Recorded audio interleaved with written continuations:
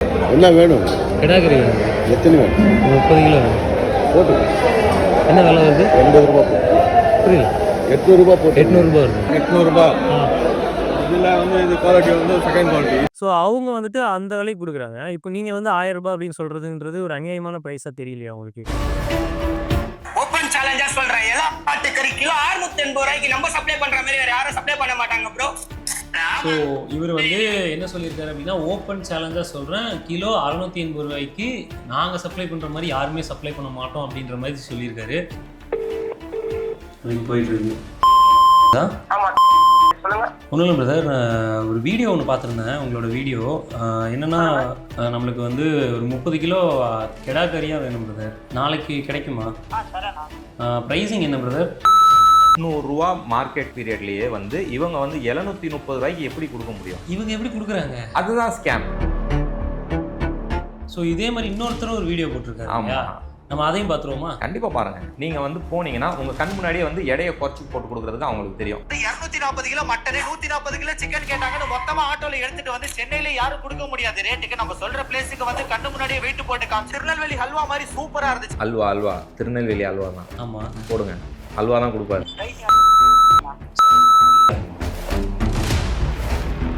ஒரு 20 ஆடு வாங்குற இடத்துல 5 ஆடு மட்டும் போய் தொட்டியில் வாங்கிப்பாங்க. வாங்கி அந்த ஆடை மேலே போட்டு மிச்ச ஆடெல்லாம் கீழே போட்டு வேகமாக வெட்டுவாங்க.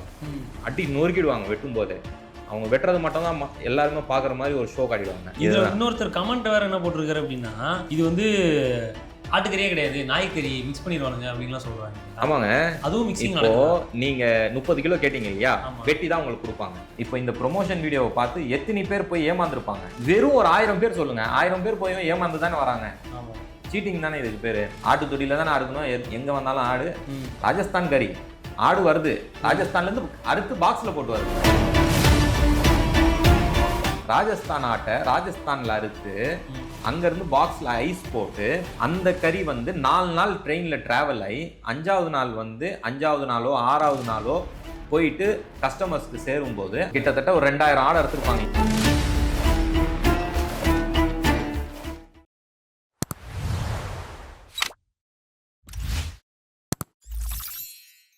ஒயிட் ஹவுஸ் நேயர்களுக்கு வணக்கம். நான் உங்கள் விஜய் சென்டர். ஸோ இன்றைக்கி நம்ம எங்கே வந்திருக்கோம் அப்படின்னு பார்த்தீங்கன்னா, புளியாந்தோப்பில் இருக்கக்கூடிய ஆட்டுக்கொட்டி அப்படின்ற ஏரியாவுக்கு தான் வந்திருக்கோம். ஆட்டுத்தொட்டி அப்படின்னாலும் நம்ம எல்லாருக்குமே தெரியும், ரொம்ப ஃபேமஸான இடம். எதுக்காக அப்படின்னா மீட் ஆட்டுக்கறிக்கு தான் இந்த இடம் ரொம்ப ரொம்ப ஃபேமஸ். இதுக்கு முன்னாடி நம்ம போட்டிருந்த வீடியோவில் மீட் ஸ்கேம் பற்றி நம்ம பார்த்துருந்தோம் இல்லையா, நம்ம சதாம் பாய் அது. ஸோ அந்த மீட் ஸ்கேமை எக்ஸ்போஸ் பண்ணுற மாதிரியான ஒரு வீடியோவாக, ஒரு கண்டென்ட்டாக, ஒரு ஒரு விழிப்புணர்வாக தான் இந்த ஒரு வீடியோவை நாங்கள் உங்களுக்கு வந்து ப்ரெசென்ட் பண்ண போகிறோம். சொல்லப்பட்டிருக்கக்கூடிய விலை உண்மையா, பொய்யா, இல்ல அவங்க வந்து ஏதாவது கலப்படங்கள் செய்றாங்களா அப்படின்ற எல்லா விஷயத்தையும் இதை தொடர்ந்து நம்ம அப்படியே பார்க்கலாம். ஸோ வாங்க அப்படியே வீடியோ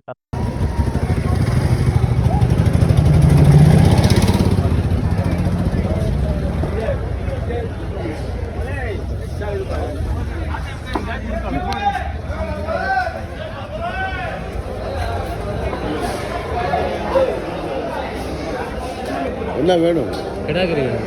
எத்தனை வேணும்? 30 கிலோ வேணும். போட்டு என்ன விலை வருது? ரூ. 80 போட்டு. புரியல. ரூ. 800 போட்டு. 800 வருது. அது கம்மி எதுவும் இல்லை. அது கம்மி எதுவும் ரூ. 20 ஓடுதுங்க. நீங்கள் முதல்ல வந்திருக்கீங்க சொல்லி சொல்கிறேன். ரூ. 800 போட்டு. ரூ. 800. இதில் இது குவாலிட்டி செகண்ட் குவாலிட்டி. நான் என்ன வேணா போகுது? 800 ரூபாயா? அது கம்மி வாய்ப்பு இல்லை. கிடாக்கறியானா இல்லை? ஸோ இப்போ நம்ம வந்து ஆட்டுத்தொட்டியிலேருந்து என்ன ப்ரைஸ் அப்படின்றத கேட்டு வந்துட்டோம். அவங்க வந்து ரூ. 800 குவாலிட்டி ஃபர்ஸ்ட் குவாலிட்டியான ஆட்டுக்கறியோட விலை என்ன அப்படின்றத அவங்க சொல்லிட்டாங்க. இப்போ நம்ம வந்திருக்கிறது ஒரு ஆட்டுக்கறி கடைக்கு உள்ளார வந்திருப்போம். ஸோ இங்கே வந்து என்ன ப்ரைஸ் கொடுக்குறாங்க அப்படின்றத உள்ளார வேலை செய்கிறவங்க கிட்ட நம்ம கேட்கணும். ஸோ இதற்கும் அதற்கும் என்ன டிஃப்ரென்ஸ்? இந்த விலைக்கும் அந்த கறிக்கும் அந்த கறிக்கும் என்ன டிஃப்ரென்ஸ்? ஸோ அவங்க எதை பேஸ் பண்ணி இந்த விலையை விற்கிறாங்க அப்படின்ற விஷயங்கள் எல்லாத்தையுமே நம்ம இங்கே கேட்டு தெரிஞ்சுக்க போகிறோம். ஸோ அப்படியே வாங்க நம்ம பாய் கிட்ட போய் கேட்டு ஸோ இப்போ நம்ம வந்துட்டு குளத்தூரில் இருக்கக்கூடிய ஒரு பாய் கிட்ட வந்துட்டு நம்ம இந்த கறிக்கடை பற்றின ஸ்கேம் பற்றி விசாரிக்க வந்திருக்கோம். பாய் வணக்கம் பாய். வணக்கம்பா. ஒன்றும் இல்லை பாய், இப்போ ஆட்டுக்கறியோட விலை என்ன போயிட்டு இருக்கு? ரூ. 1000 கிலோ. உங்ககிட்ட இருக்கக்கூடிய ரீட்டைல் பிரைஸ் ரூ. 1000 போயிட்டு. ஆமாடா. இப்போ நீங்க வந்துட்டு ஹோல்சேல்ல வாங்குறீங்க இல்லையா? நாங்க பார்த்தோம் ரூ. 750 ரூபாய்க்குலாம் வந்துட்டு கறி குடுக்குறாங்க அப்படின்னு சொல்லிட்டு ரூ. 750 ரூ. 700 ரூ. 650 ரூபாய்க்குலாம் குடுக்குறாங்கன்னு சொல்லிட்டு வீடியோலாம் பார்த்தோம். ஸோ அவங்க வந்துட்டு அந்த விலைக்கு குடுக்குறாங்க. இப்போ நீங்க வந்து ரூ. 1000 அப்படின்னு சொல்றதுன்றது ஒரு அநியாயமான பிரைஸா தெரியலையா உங்களுக்கு? சார் தொட்டியே 800 விக்குது சார். சரி பாய். அதுன்னு வந்து எப்படி சார் இருக்கும்? 1000 ரூபா கடையில் விற்கிறோம் நாங்கள். அதெல்லாம் வந்து எரையும் கம்மியாக இருக்கும், கறியும் சரி இருக்காது சார் அது. ஸோ அது வந்து கறி சரியா இருக்காது. கறி சரியாக இருக்காது, கெல்லாது. என்ன காரணமா இருக்கும் அதுக்கு?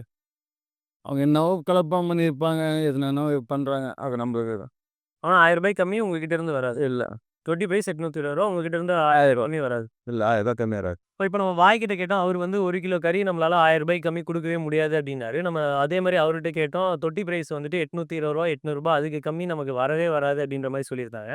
பட் ஆனா எப்படி ரூ. 680க்கும் ரூ. 720க்கும் இவங்க வந்து ப்ரமோட் பண்ணி, அவங்க வந்து இந்த ஆட்டுக்கறிய விக்கிறாங்க அப்டின்றது பெரிய ஒரு கேள்வியா இருக்கு. அண்ட் இவரு என்ன சொல்றாரு அப்டின்னா, இந்த பிரைஸுக்கு கம்மியா குடுத்தாங்க அப்டின்னா, அது ஃப்ரெஷ்ஷா இருக்காது.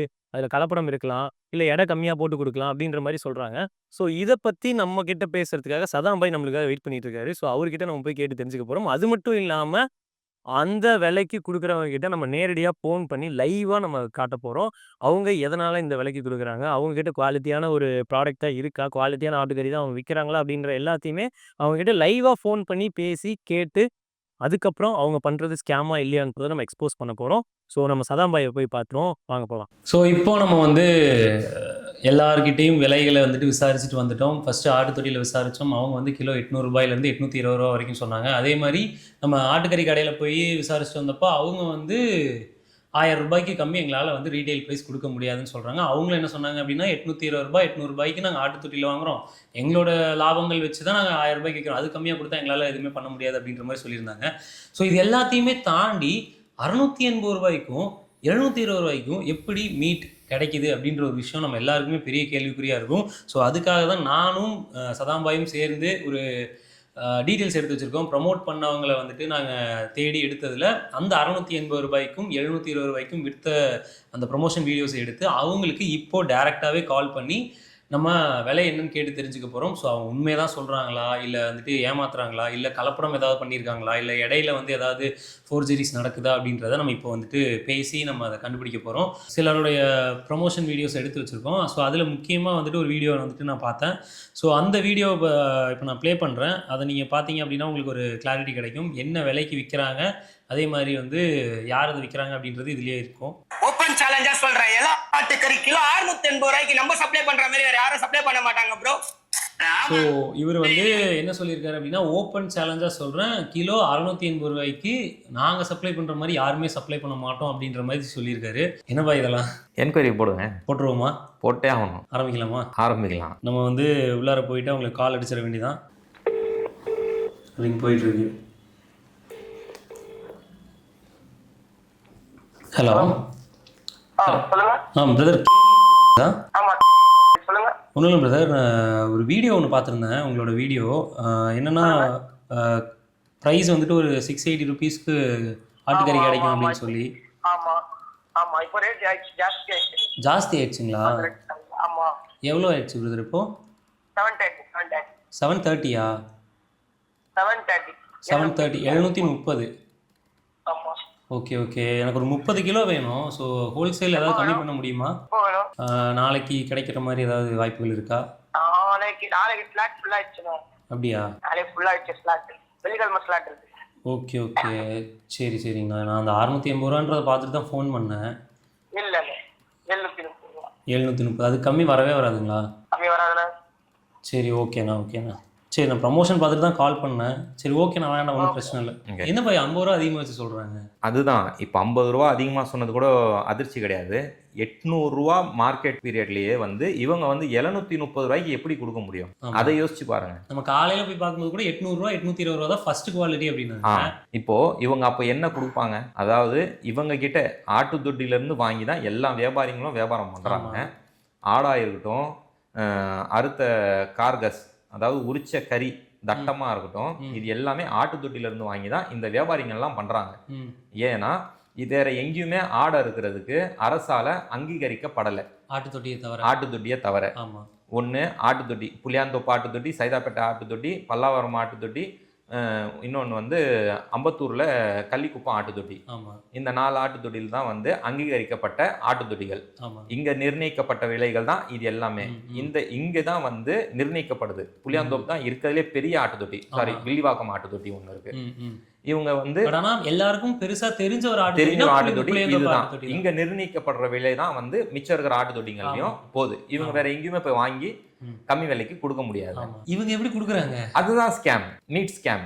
இதுதான் வந்து நடக்குதுன்னு சொல்லிட்டு நாங்க வந்து வீடியோவா போட்டு இதை பண்ணாதீங்கன்னு சொன்னா இந்த இன்ஃப்ளூயன்சர்ஸ் வந்து என்ன ஒரு 1000 ரூபா 2000 ரூபா கொடுத்துருப்பாரா ப்ரொமோஷனுக்கு, அந்த 1000 2000க்கு வந்து மக்களை வந்து ஏமாத்துறாங்க இந்த இன்ஃப்ளூயன்ஸ். ஸோ இதே மாதிரி இன்னொருத்தரும் ஒரு வீடியோ போட்டிருக்காரு. ஆமா, நம்ம அதையும் பார்த்துருவோமா? கண்டிப்பா பாருங்க. அடுத்த ஒரு வீடியோ வருது.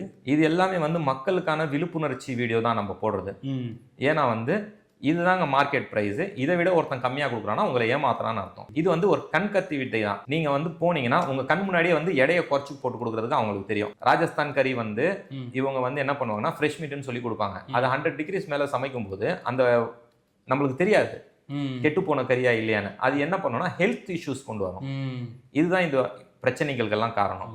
நம்ம காலையில லைவா ஆட்டுத்தொட்டியோட விலையை நம்ம டிக்ளேர் பண்ணிட்டோம், இவங்களோட விலையும் டிக்ளேர் பண்ணுவோம். இதுக்கான தீர்ப்பு மக்கள் கிட்ட தான் இருக்கு. அப்ப இன்னொருத்தர் போட்டிருக்காரு இல்லையா, அவரையும் கேளுங்க. அதையும் பார்ப்போம். கண்டிப்பா கேட்கணும். ஏன்னா அவரு 680, இவரு 720.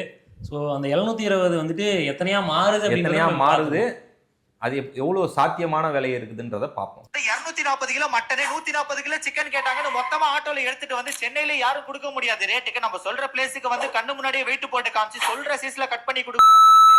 ஒரு கிலோ மட்டன் எவ்வளவு ரேட் டிஸ்கிரிப்ஷன்ல போட்டிருக்கேன், செக் பண்ணிக்கோங்க. சிக்கன் பேப்பர் ரேட்டுக்கே கொடுக்குறாங்க. மேரேஜ் ஃபங்க்ஷன் சொன்னதுனால இளமாடா பார்த்து 8 to 10 கிலோ சைஸ்ல கொண்டு வந்திருந்தாங்க. 1 ஹவர்ல அவ்வளவு கறியும் கட் பண்ணிட்டாங்க. பீஸ் திருநெல்வேலி ஹல்வா மாதிரி சூப்பரா இருந்துச்சு. இவங்க மினிமம் 5 கிலோல இருந்து எத்தனை கிலோ கேட்டாலும் பண்ணி கொடுக்குறாங்க. உங்க வீட்டு ஃபங்க்ஷனுக்கு மட்டன் சிக்கன் தேவைப்படும் நினைச்சீங்கன்னா டிஸ்பிளே இருக்க நம்பர் கால் பண்ணி புக் பண்ணிக்கோங்க. சென்னை ஃபுல்லா சப்ளை பண்றாங்க. ஒரே கஸ்டம். இவங்க சொல்ற விலை என்ன அப்படின்னா டிஸ்கிரிப்ஷன்ல போட்டிருக்கிறது 720 ரூபாய். 1 கிலோ மட்டனுடைய விலை 720 ரூபாய். நம்ம காலையில கேட்ட ஆட்டுத்தொட்டியினுடைய விலை வந்து 800 ரூபாயிலிருந்து 820 ரூபாய். இதுக்கு முன்னாடி ஒருத்தர் சொன்னார் இல்லையா 680 ரூபாய், அதை வந்து இவர் 730 ரூபாயா 50 ரூபாய் சேர்த்து வச்சு சொல்லியிருக்காரு. இப்போ இந்த 720 எத்தனையா மாறுது அப்படின்றத நம்ம அவங்க கிட்டே கேட்டு தெரிஞ்சுப்போம். கேட்டலாமா பாய்? அவரே வீடியோவில் சொல்லிட்டாரு, அல்வா திருநெல்வேலி அல்வா தான். ஆமா, போடுங்க, அல்வா தான் கொடுப்பாரு. நமக்கு அல்வா கொடுப்பாங்கன்றீங்களா? நம்மளுக்கு கிடையாது, மக்கள் வாடிக்கையாளர்களுக்கு, இவங்களை நம்பி போற வாடிக்கையாளர்களுக்கு. Hello brother.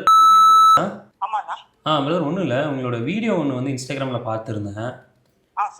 நம்மளுக்கு வந்து ஒரு 30 கிலோ கெடா கறியாக வேணும் பிரதர். நாளைக்கு கிடைக்குமா? ப்ரைஸிங் என்ன பிரதர்? 740யா?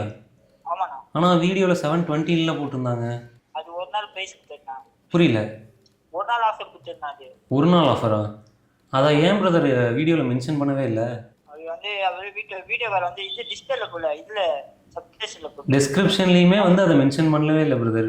ப்ரைஸ் வந்து 720 தான் போட்டிருக்காரு. எவ்வளோ வேணும்னா? ஒரு 30 கிலோ வேணும் நமக்கு. 730 வேணா பண்ணி தரணும். இல்லை, நீங்கள் சொன்ன ப்ரமோஷனை நம்பி தானே நாங்கள் வந்தோம். சொல்லுங்கள். எத்தனை மணிக்கு வேணும்னா? நாளைக்கு ஒரு 10 மணிக்கு வேணும் பிரதர். நாளைக்கு ஒரு செலிப்ரேஷனுக்காக. சரி, நான் பண்ணி கொடுக்குறேன். 720க்கா? சரி, ஒரு 5 minutes to 10 minutes வெயிட் பண்ணுங்கள். நான் கன்ஃபார்ம் பண்ணிட்டு கால் பண்ணுறேன். நீங்கள் கன்ஃபார்ம் சொன்னால் தான் எடுக்க முடியும். அதுதான் நான் கன்ஃபார்ம் பண்ணிவிட்டு உங்களுக்கு சொல்கிறேன். சரிங்க, ஓகே. ஓகே. ஸோ கட் பண்ணியாச்சு. பாய். இது என்னது? இது 720, 740, அப்புறம் 30, அப்புறம் மறுபடியும் 20. என்ன கதை இது? ஸ்கேம். இல்லை, அது ஸ்கேம்னு தெரியுது. எப்படி? ஒன்று எடை அடிப்பாங்க, இல்லை ராஜஸ்தான் பாக்ஸ் கறி 600 ரூபாய்க்கு வர கறியை இவங்க வந்து வெட்டி கொடுப்பாங்க. இது 2 தான் வழியே. இன்னொன்று, எனக்கு இந்த வீடியோ வந்துட்டு மறுபடியும் பார்க்கும்போது ஒரு கேள்வி வந்தது. என்னன்னா, இவங்க நேரடியாக வந்து எடை போட்டு நேர்லேயே வெட்டி தரேன் அப்படின்றாங்க. நேரடியாக ஆட்டை கொண்டுட்டு வராங்க, நேரடியாக வந்து எடை போடுறாங்க, நேரடியாக வெட்டுறாங்க, அல்வா மாதிரி இருக்குது பீஸு அப்படின்லாம் சொல்கிறாங்க. ஸோ இது நம்புற மாதிரி தானே இருக்குது. இதில் என்ன வந்துட்டு ஸ்கேம் பண்ணிட முடியுன்ற ஒரு கேள்வி இருக்குல்ல. ராஜஸ்தான் கறி வந்து ஆட்டு கலந்தா ஒன்றும் வித்தியாசமே தெரியாது. நீங்கள் காலையில் நீங்கள் தானே தொட்டிக்கு போனீங்க? ஆமாம். விலை என்ன சொன்னாங்க? 800 ரூபாய், 820. இது 2 விலையில தான் ஓடிட்டு இருக்கு. சிலர் அதிகமாக 850 கூட சொன்னாங்க. இப்படி இருக்கிற நேரத்தில் இவங்க எப்படி கம்மியாக கொடுக்க முடியும்? இந்த கேள்விக்கு பதில் உங்ககிட்டே இருக்குது. காலைல நீங்கள் தான் தொட்டிக்கு போனீங்க, நீங்கள் தான் வீடியோ எடுத்தீங்க, கரெக்டா? ஆமாம். அப்போது யாருக்குமே கிடைக்காத விலையில இவங்க எப்படி கொடுக்க முடியும்? பாக்ஸ் கறி மட்டும்தான் இதை கொடுக்க முடியும்.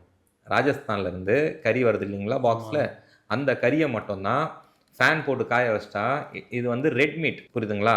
இவங்க என்ன பண்ணுவாங்கன்னா நாங்கள் தொட்டி சரக்கு தான் போட்டோம்னு சொல்லிட்டு ஒரு 20 ஆடு வாங்குற இடத்துல 5 ஆடு மட்டும் போய் தொட்டியில் வாங்கிப்பாங்க. வாங்கி அந்த ஆடை மேலே போட்டு மிச்ச ஆடெல்லாம் கீழே போட்டு வேகமாக வெட்டுவாங்க. அடி நொறுக்கிடுவாங்க. வெட்டும் போதே அவங்க வெட்டுறது மட்டும் தான் எல்லாருமே பார்க்குற மாதிரி ஒரு ஷோ காட்டிடுவாங்க. பேசிட்டே பேச்சு கொடுத்துக்கினே சட்டு சட்டு சட்டு சட்டு சட்டு சட்டு சட்டு வெட்டி இது வெட்டுறோம்ல, இது வெட்டும் போதே இது ராஜஸ்தான் கறின்னு நம்மளால சொல்ல முடியுமா? வெட்டுற இதுல தெரியவே தெரியாது. தெரியாது. விஷயம் தெரியாதவனுக்கு தெரியவே தெரியாது இந்த விஷயம். நான் கறியில் ஊர்னவன், நான் ஆடை பார்த்தே சொல்லிடுவேன் என்ன கறின்னு. புரியுதுங்களா? ஆட்டுக்கறி மாட்டுக்கறியே வித்தியாசத்தை காண்டவன் நம்மலாம். அதையே வந்து நிறைய பேரால் கண்டுபிடிக்க முடியாது. அதையே கண்டுபிடிச்சி நம்ம வீடியோ போட்டாச்சு. இவனுங்கெல்லாம் வந்து ஒன்றுமே கிடையாது. இதுல இன்னொருத்தர் கமெண்ட் வேற என்ன போட்டிருக்காரு அப்படின்னா, இது வந்து ஆட்டுக்கறியே கிடையாது, நாய்க்கறி மிக்ஸ் பண்ணிடுவானுங்க அப்படின்லாம் சொல்றாங்க. ஆமாங்க, அதுவும் மிக்சிங். இப்போ நீங்க 30 கிலோ கேட்டீங்க இல்லையா, வெட்டி தான் உங்களுக்கு கொடுப்பாங்க. டைரக்டா வந்து வெட்ட மாட்டாங்க. டைரக்டாலாம் 30 கிலோ, நீங்க வந்து 200 கிலோ 300 கிலோ கேட்டீங்கன்னா தான் டைரக்டா வந்து வெட்டி கொடுப்பாங்க. ஓகேங்களா? 30 கிலோ இதெல்லாம் அவங்க வெட்டி பையில போட்டு கொடுத்துருவாங்க. அப்போ கொடுக்கும்போது என்ன பண்ண உங்களுக்கு என்ன தெரிய போகுது? நாய்க்கறின்றது வாய்ப்பு இல்லை, கண்ணுக்குட்டி கறி மிக்ஸ் பண்ணிடுவாங்க. 250 ரூபா தானே கண்ணுக்குட்டி கறி. அதை வாங்கி 30 கிலோல ஒரு 20 கிலோ கலந்துட்டு 10 கிலோ ஆட்டுக்கறி போட்டால் அவங்களுக்கு என்ன தெரிய போகுது? ஆனால் டேஸ்ட் டிஃபரன்ஸ் நமக்கு தெரியல. டேஸ்ட் டிஃபரன்ஸ் அவ்வளோ எல்லாம் வந்து டேஸ்ட் கண்டுபிடிக்கிற அளவுக்குலாம் இங்கே யாருமே கிடையாது. அதெல்லாம் பழைய ஆளுங்க கறியை உடச்சி பார்த்தே சொல்கிறாங்க, டே இது என்ன கறிடான்ற மாதிரி. இப்போல்லாம் அந்த மாதிரிலாம் யாரும் கிடையாது. ஏன்னா டூப்ளிகேட்டை வந்து ஒரிஜினல்னு நம்ப வச்சு டூப்ளிகேட்டுக்கு பழகின ஜென்ரேஷன் நம்ம ஜென்ரேஷன். புரியுதுங்களா? ஒரிஜினல்ல கண்ணில் காட்டாம டூப்ளிகேட்டை மட்டுமே காட்டி இதுதான் ஒரிஜினல் நம்ப வச்சிருக்கிறாங்க. அப்போ நம்ம டூப்ளிகேட்டுக்கு அடிக்ட் ஆயிட்டோம். இப்போ ஒரிஜினல் காட்டினாதான் இப்போ வந்து அது டூப்ளிகேட்டா நம்ம கண்ணுக்கு தெரியும். ஆமா, புரியுதுங்களா? அந்த மாதிரி நம்மள பழகிட்டாங்க. அப்படி பழக்கின ஒருத்தரைட்டையும் நம்ம பேசிடுவோமா? பேசுங்க. இதுக்கு முன்னாடி கால் பண்ணோம் இல்லையா, 680 ரூபா, அவங்க கூட 730 ரூபான்னு சொன்னாங்கல்ல. ஸோ அதுக்கு வந்து நம்ம இப்போ கால் பண்ணிடலாம். அதை வந்து ப்ரமோட் பண்ண ஒரு இன்ஃப்ளூயன்சர், நம்மளை வந்து பழக்கப்படுத்தின ஒரு இன்ஃப்ளூயன்சர். ஆமாம். ஸோ அவருக்கு வந்து நம்ம கால் பண்ணிவிடுவோம். பேர் சொல்ல விரும்பல, ஸோ இப்போது அவருக்கு கால் பண்ணுறேன்.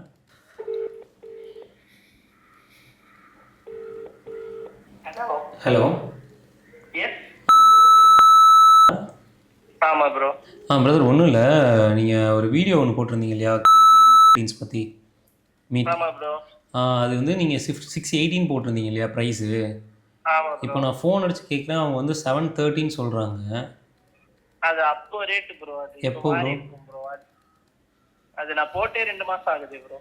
அதுதான் ப்ரோ, எப்படி அன்னைக்கு ரேட் அது போட்டிருக்காங்க, இன்னைக்கு ரேட் மாறி இருக்கு. மார்க்கெட் ரேட் தானே ப்ரோ, அன்னைக்கு என்ன மார்க்கெட் இருக்கோ அதுதான் கேட்பாங்க ப்ரோ.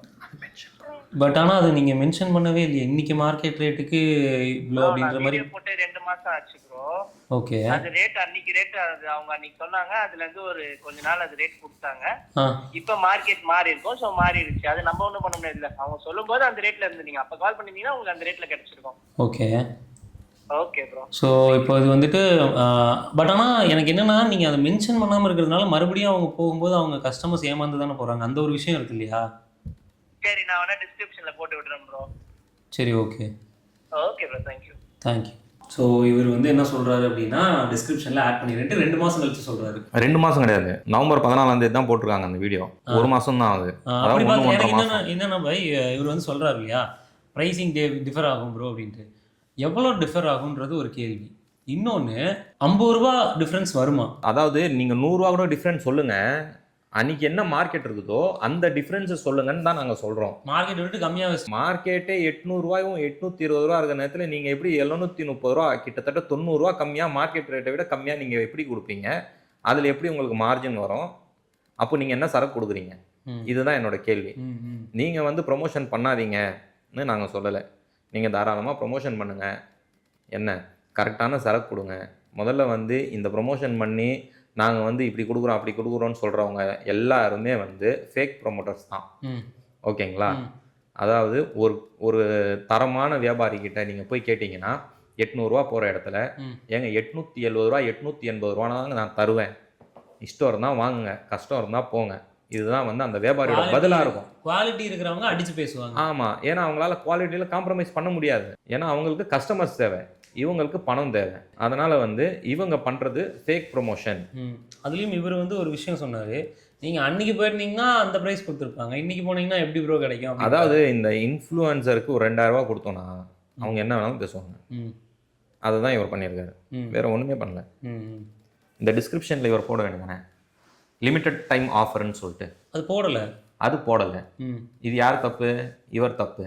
அப்போவும் 680 ரூபாவை 730 ரூபா கூட பண்ணாரு.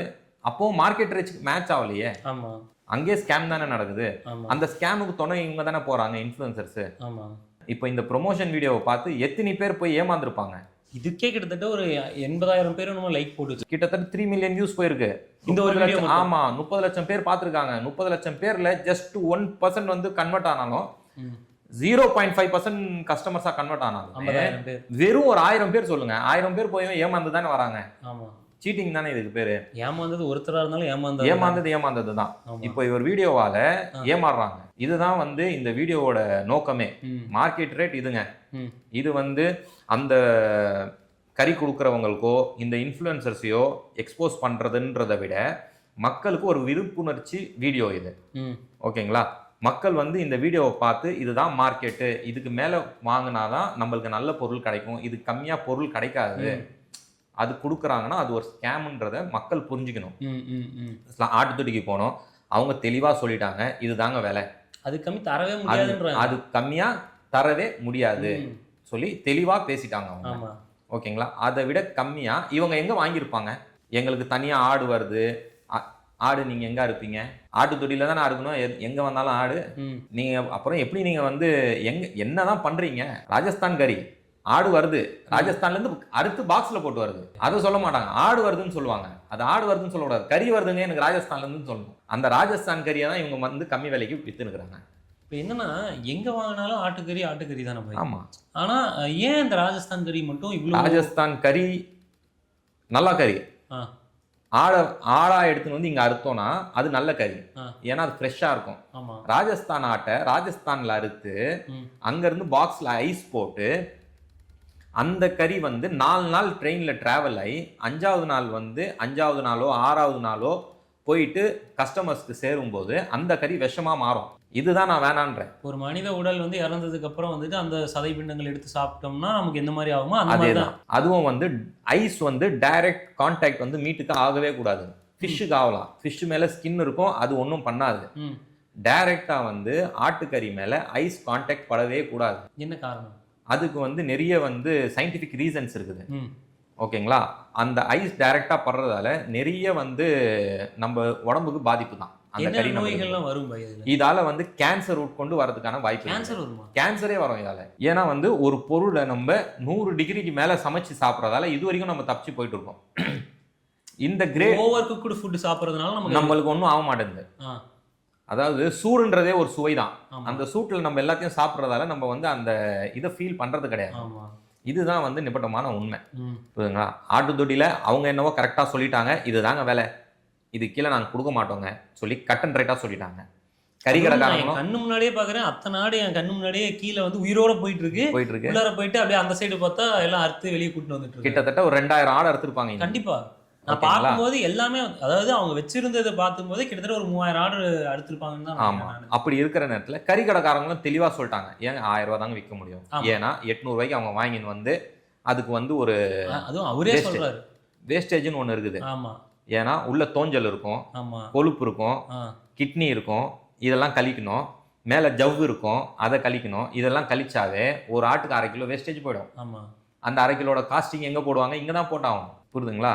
அப்புறம் இவங்களுக்குன்னு ஒரு மார்ஜின் இருக்குது. அந்த மார்ஜின் வச்சா தான் கடை வாடகை எடுக்க முடியும், ரெண்ட் எடுக்க முடியும். புரியுதுங்களா? இதை வந்து வன்மையாக யார் கண்டிக்கணும்னா கறிக்கடை நடத்துகிற வியாபாரி சங்கம் இதை வன்மையாக கண்டிக்கணும். ஆட்டுத்தொட்டியில் இருக்கிற வியாபாரிங்க வன்மையாக கண்டிக்கணும். இப்போ வரைக்கும் இந்த மாதிரி முயற்சிகள் எடுத்திருக்கிறாங்க வியாபாரிகள் சங்கம். வியாபாரிகள் சங்கம் கூப்பிட்டு பேசுவாங்க, இந்த மாதிரி பண்ணாதீங்கன்னு.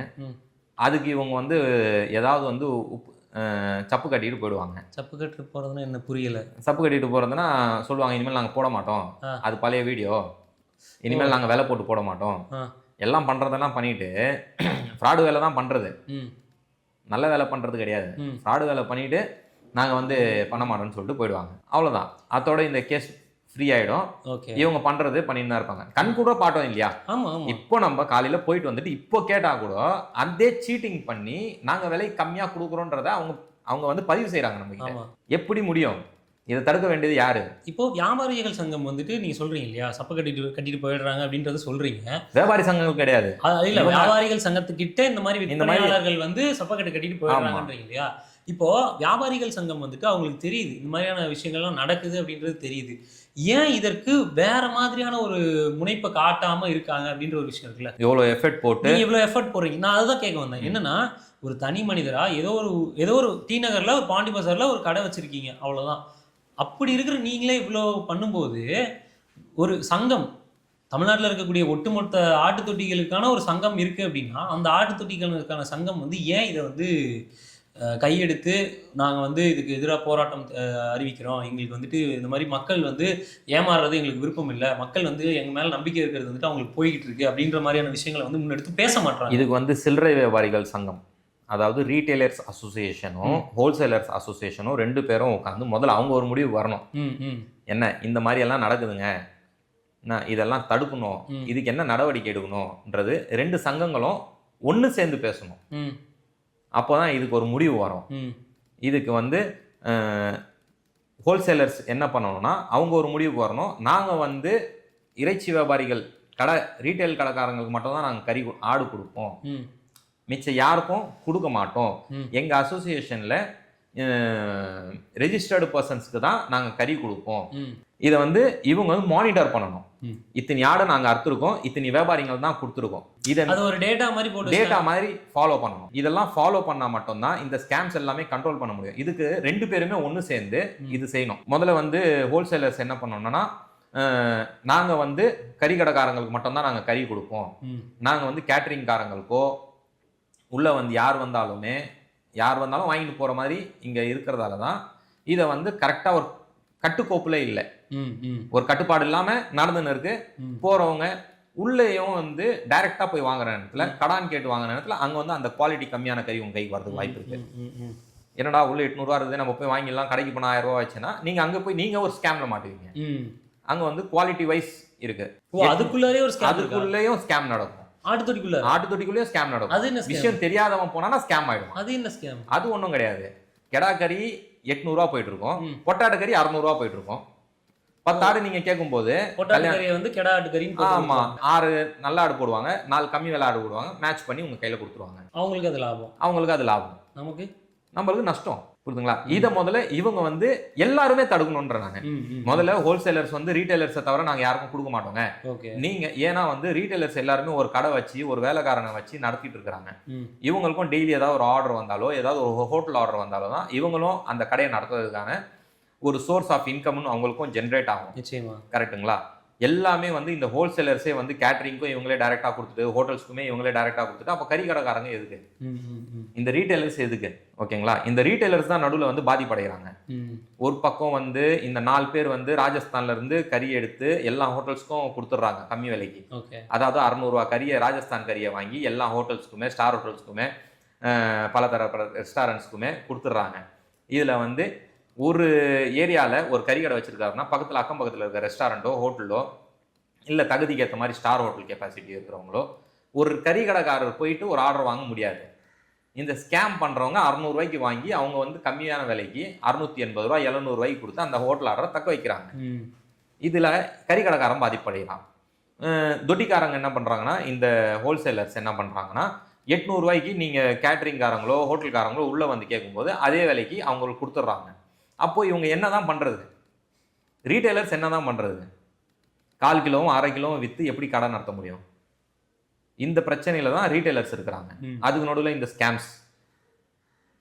ரீட்டைலர்ஸ் கிட்ட நீங்கள் போய் வந்து ஒரு 10 கிலோ கறி கேட்டிங்கன்னா அவங்களுக்கான விலையை தான் அவங்க சொல்லுவாங்க. இப்போ 800 ரூபா இருக்குன்னா ஒரு 900 ரூபா சொல்ல தான் செய்வாங்க. ஏன்னா அவங்களுக்கு ஒரு கிலோக்கு 50 ரூபா இல்லைனாவே எப்படி அவங்க வேலை செஞ்சு கொடுப்பாங்க? செய்கிற வேலைக்கான ஒரு கூலி தாங்க நீங்கள் கொடுக்குறீங்க, பெருசாக ஒன்றும் கொடுக்கலங்க.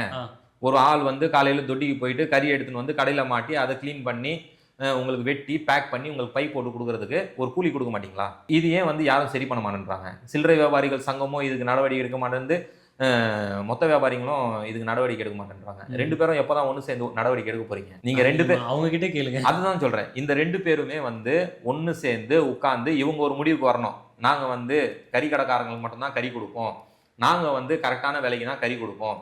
இவங்க 2 பேரும் சேர்ந்து இந்த மாதிரி ஃபோர்ஜரி வேலை பண்ணுறவங்களுக்கு எல்லாரையும் நாங்கள் தடுத்து நிறுத்துவோம்.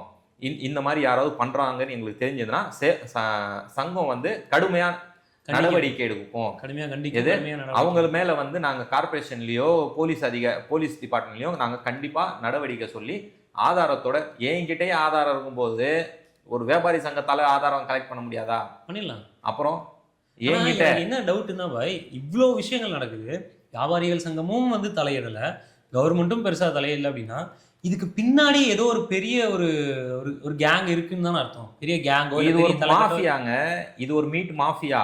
இந்த மாஃபியா வந்து எப்படி பண்ணுதுன்னா, நான் என் வியாபாரத்தை பாக்குறேன், நீ உன் வியாபாரத்தை பாரு, இதுல தலையிட்டினா உனக்கு நாங்க என்ன பண்ணுமோ நாங்க பண்ணுவோம். ஒண்ணு பணமாவோ இல்ல வந்து பிரச்சனையாவோ.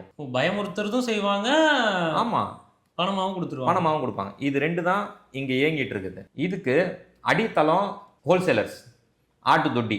அங்க சீர் பண்ணி இங்க இருந்து இந்த வியாபாரிகளுக்கு தான் போயிருக்கு. ரெண்டு வியாபாரிகளுக்கும் அங்கீகரிச்சுக்கணும். நான் தான் ஹோல்சேலர்னு இவங்க அங்கீகரிக்கப்படணும், நான் தான் ரீட்டைலர்னு இவங்க அங்கீகரிக்கப்படணும். ஹோல்சேலுக்கு ஒரு முத்திரை, ரீட்டைலருக்கு ஒரு முத்திரை. இவங்களுக்கு இவங்களை தவிர நான் யாருக்கும் கொடுக்க மாட்டேன்னு இவங்க ஒரு உத்தரவாதம் கொடுக்கணும். நாங்க வந்து நல்ல கறி தான் விற்போம்னு சொல்லி இவங்க ஒரு உத்தரவாதம் கொடுக்கணும். அது வந்துட்டு ஒரு ஜென்டில்மேன் அக்ரிமெண்ட் மாதிரி ரெண்டு பேரும் இருக்கணும். கண்டிப்பா கண்டிப்பா. அதாவது ஸ்லாட்டர் ஹவுஸ்ன்றது, யார் உள்ள போயிட்டோம், ஒரு 10 ஆடு நான் வாங்குறேன்னா உள்ள போய் அறுத்துன்னு வர இடம் தான் ஆட்டு தொட்டி. ஆங்கிலேயர் காலத்துல இருந்து அதுதான் அங்க ரூல். இப்போ உங்க வீட்டுல ஏதோ ஃபங்க்ஷன்னா அங்க போயிட்டு ஒரு 10 ஆடு வாங்கிக்கிட்டு அப்படியே அறுக்கிற இடம் தான் ஆட்டு தொட்டியா இருந்தது. அது காலப்போக்கில் வியாபார தலமா மாறிடுச்சு. இப்போ அது வியாபார தலமா இருக்கும்போது நான் சொல்றது இந்த ஆட்டு தொட்டியோட உண்மை நிலவரம் இதுதான். வந்து இங்க ஆடு வாங்கணும், அங்க இருந்து வாங்கி அறுத்துட்டு போகணும். இதுதான் இந்த ஆட்டு தொட்டியோட நோக்கம். கார்பரேஷன் ஆட்டு தொட்டியோட, அரசாங்கத்தோட ஆட்டு தொட்டியோட நோக்கம் இதுதான். ஆனா காலப்போக்கில் இது வந்து வியாபார தலமா மாறிடுது. அந்த வியாபார தலம் என்ன ஆகுதுன்னா, சில்லறை வியாபாரிகளை போட்டு எல்லா வியாபாரத்தையும் இவங்களே இங்க இருந்து முடிச்சிடுறாங்க. கேட்டரிங்க்கு இங்க இருந்தே போயிடுது, ஹோட்டல்ஸ்க்கு இங்க இருந்தே போயிடுது. ஒரு பக்கம் வந்து இந்த ராஜஸ்தான் கறியா இருக்கிற கும்பல் அது ஒரு பக்கம் கொடுத்துருது. இதுல வந்து ரொம்ப மோசமான சூழ்நிலையில இருக்கிறது யாருன்னா கறிக்கடைக்காரர்கள் தான், சில்லறை வியாபாரிகள் தான் ரொம்பவும் மோசமான நிலைமையில போயிட்டு இருக்கிறாங்க. அதாவது அவங்களும் பெருத்த வியாபாரம் பண்ணி அவங்களால அதாவது ஒரு பெரிய ஒரு ஆயிரக்கணக்கான பேர் பண்ண வேண்டிய வியாபாரத்தை குறிப்பிட்ட 2 டிஜிட்ல இருக்கிற நபர் இங்க மொத்தம் வியாபாரத்தையும் ஆக்குபைட் பண்ணி ஆக்கிரமிச்சு வியாபாரம் பண்ணிட்டு இருக்காங்க. இது வந்துட்டு ஒரு அதிகார வர்க்கம் அப்படின்ற மாதிரி தான் இருக்கு. அது அப்படிதான் போயிட்டு இருக்குது.